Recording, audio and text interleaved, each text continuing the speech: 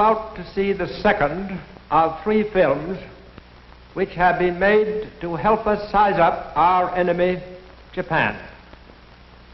To beat the Japanese and to do the job thoroughly, we have got to understand them thoroughly. The Japanese are not easy to know.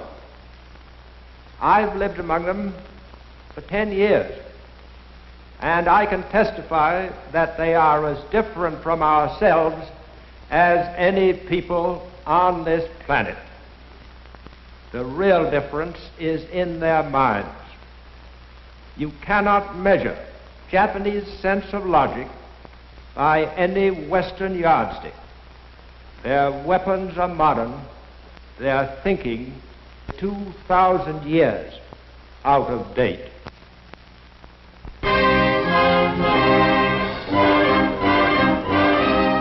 To the 70 million people of Japan, Hirohito, their emperor, is a god, through direct descent from the great sun goddess Amaterasu. They believe that he personally owns Japan, its land, its resources, and even themselves. And they believe that it is the right and destiny of Japan's emperors to rule the whole world. To bring about the fulfillment of this destiny and to destroy all nations and peoples which stand in the way of its fulfillment is the sacred duty of Japan's army and navy. The army of Japan is a well-trained, sternly disciplined force of fanatics steeled to reckless courage by a primitive moral code which assures to every man who dies in battle an immortal life among the Shinto gods. Behind the fighting forces stand all the wealth and power and resources of a people whose national dream is to see Tokyo established as the capital of the world. From Tokyo, the Japanese have for over 11 years been carrying on one long, uninterrupted war. Again and again, Western economists have predicted that Japan's economy must soon collapse. But Japan is stronger today than ever before in its history. An adaptable people, the Japanese have made good use of the inventions and conveniences of the Western world, which might fit in with the plan for world conquest, which is their national obsession. Non-essential industries in Japan have been all but wiped out, for the empire has recognized but one need, the need for the materials of war. Efforts to hold down prices have failed, and inflation has decreased the purchasing power of the yen. Japan's gold supply is carefully hoarded, no longer forms a basis for her money, but Tokyo's bankers see their turn coming later, when Japan begins exploiting the lands it has conquered. Most eagerly sought securities on the Tokyo Stock Exchange are the shares of government-controlled corporations set up to develop the gold and iron and timber of the Philippines, the abundant rubber and tin of Malaya, the oil and quinine of the Dutch East Indies, all the raw materials needed to make Japan self-sufficient in a war which many of its leaders believe may last a century. Never an inventive or creative people, the Japanese have always depended on the scientific and industrial knowledge of the Western world. And now that they are at war with Britain and the United States, they find their chief source from which to borrow fast-changing production techniques in Nazi Germany.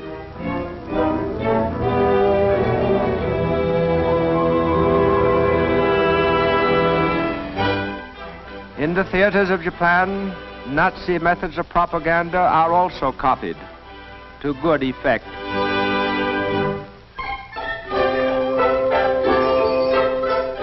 The Nazi concept of total war is highly satisfying to the Japanese mind, for throughout its modern history, Japan has been a totalitarian state preparing for total war. Playing their closely supervised part in total war are Japan's metropolitan newspapers, which ape the great American dailies. Before a stick of type can be set, it must be approved by the Army, the Navy, the police, and the Foreign Office. No story or editorial, no picture or cartoon may be printed which opposes the concept of a Japanese-ruled world. Thus, to the Japanese reading public, the progress of their holy war is an unbroken succession of triumphs. Every disaster becomes a victory, and all news is good news. For every channel of public information is being used to impress upon Japan's people that the war is proceeding according to a divinely guided plan, and that the people's part is merely to double and redouble their sacrifices on behalf of the Emperor and of their sons and fathers away at the front. Greatest single source of Japan's fighting men is its peasant population, long used to hard work and self-denial. Toiling from before dawn to long after sunset, the farm family accepts hard work and squalor with the unfeeling stoicism of a disciplined race.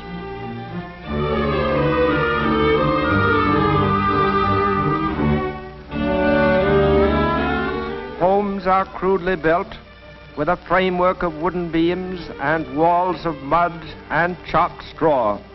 In these huts, Japan's peasants have for generations raised sons to fight for their emperor. There are few luxury crops in Japan today. Practically everything has been replaced by crops which give the greatest nourishment. All grain and rice belong to the state. The whole crop is bought by the government at a price just high enough to keep the peasant alive and working.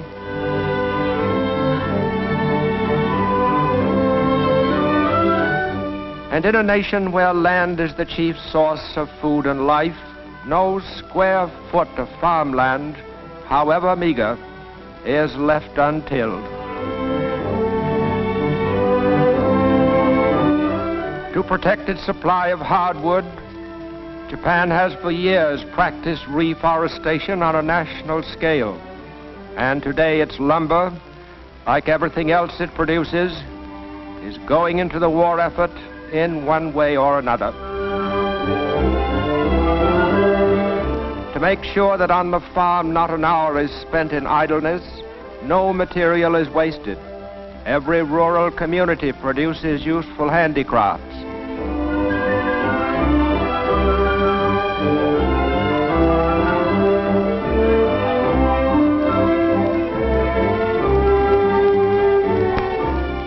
In the towns and villages, home industry is also the rule, and in these homes lies much of Japan's industrial strength.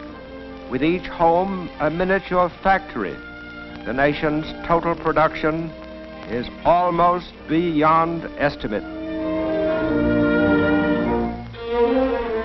With the same fanatic zeal that inspires the soldiers, whom they so devotedly support, the Japanese people are today working for the destruction of the land they fear and hate most of all, the United States, a land which more than any other the Japanese have cause to remember with gratitude and affection.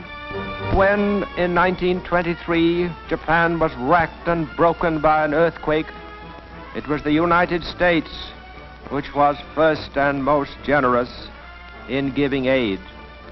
Into Tokyo and scores of other shattered and suffering cities poured millions of American dollars, shiploads of American supplies, to save lives, to heal the injured, and to help rebuild Japan. Today, Japan's restored cities are filled with mills and factories turning out materials of war. In these factories, there is no shortage of labor. Farms and villages comes an endless supply of girls eager to contribute to the war effort for a year or two before they marry and begin bearing sons for the Army and Navy. Willing to work 14 hours a day for little more than room and board, they find factory meals of boiled rice, fish, and tea better fare than they had at home. Since nearly a decade before Pearl Harbor, Japan's heavy industry has been mobilized on a war footing. Its materials, machine tools, and workmen integrated into a long-range program to build up and maintain the Japanese war machine.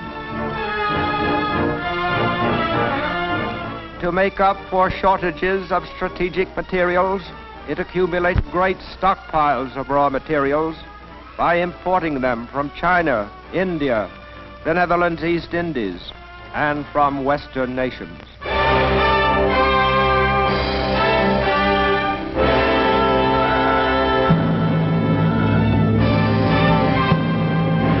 Japan's state religion is Shintoism, which teaches that Japan is a heavenly land, protected by their gods, who have even taken the form of a divine wind, which scattered and confounded enemy fleets. Shinto gods exist in rocks, trees, and rivers, and even the souls of men who have died for their emperor are worshipped as minor gods.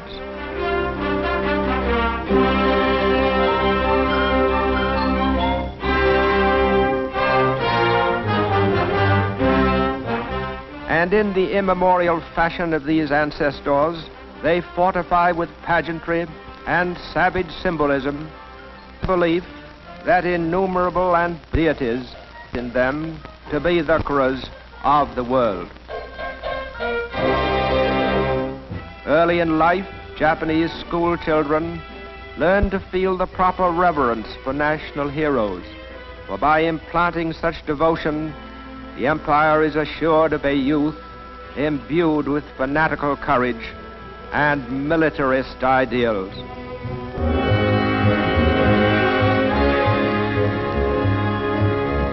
From infancy, Japanese children find their days strictly scheduled to the discipline of total war. In physical culture groups, they harden their bodies and learn the obedience to orders which will make them good warriors in later life.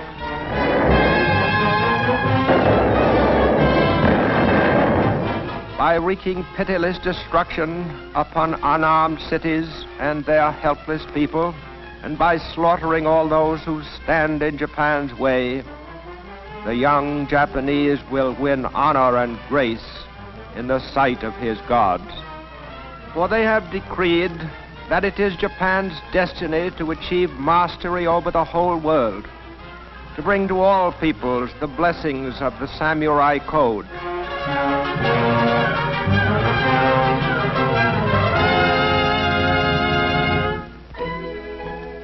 In learning to read and write the complex Japanese language of more than 4,000 characters, there is stern discipline for the mind.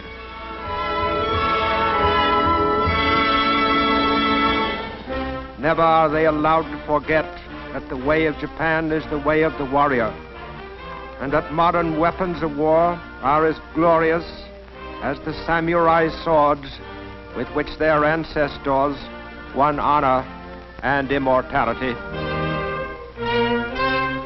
To the Japanese child, these are not mere planes and ships, but symbols of the conquering might of his august emperor. As he grows older, the future Japanese soldier devotes a large part of his time to the study of warfare. He learns to submerge his individuality in mass drills and maneuvers which teach him the fundamentals of the life he will soon lead.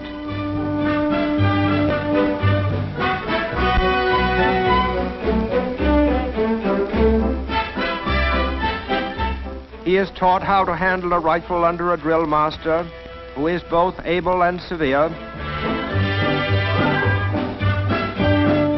He is trained so that handling a gun becomes second nature to him, in preparation for the time when he will be a full-fledged soldier ready to die for his emperor. Anticipating worldwide expansion, Japan has for years maintained a school of military government and colonial administration, where picked young Japanese learn the approved attitude and method of ruling conquered people in a conquered territory.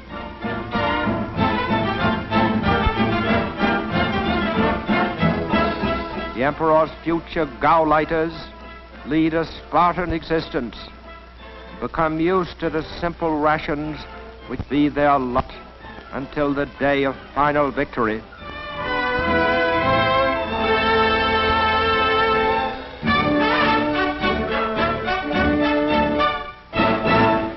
At 17, every Japanese becomes automatically eligible for military service. And on his induction into the army, his years of military training and ingrained discipline begin to serve the nation. Averaging only 5 feet 3 in height and 117 pounds in weight, the Japanese soldier is expected to compensate for his small size by his fanaticism in battle. Under the eyes of an elite corps of officers, the new soldier spends nearly 2 years learning how to take care of himself.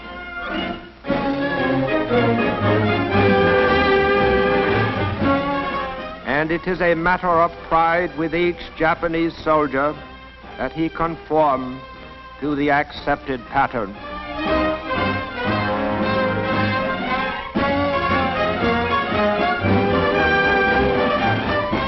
He is taught that the greater the odds are against him, the more glorious will be his death. Building on this foundation of the will to conquer, the Japanese have made good use of the offensive spirit which inspires their people.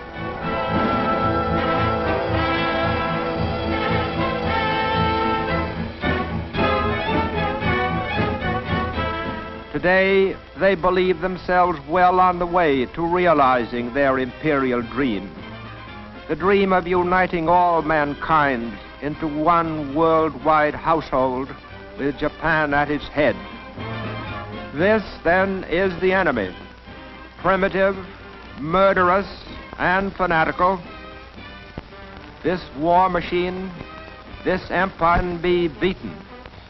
But let us make no mistake, for total victory, we must make total sacrifice. Against the madness of Japan, nothing less than all our efforts will suffice to bring peace and security in our time.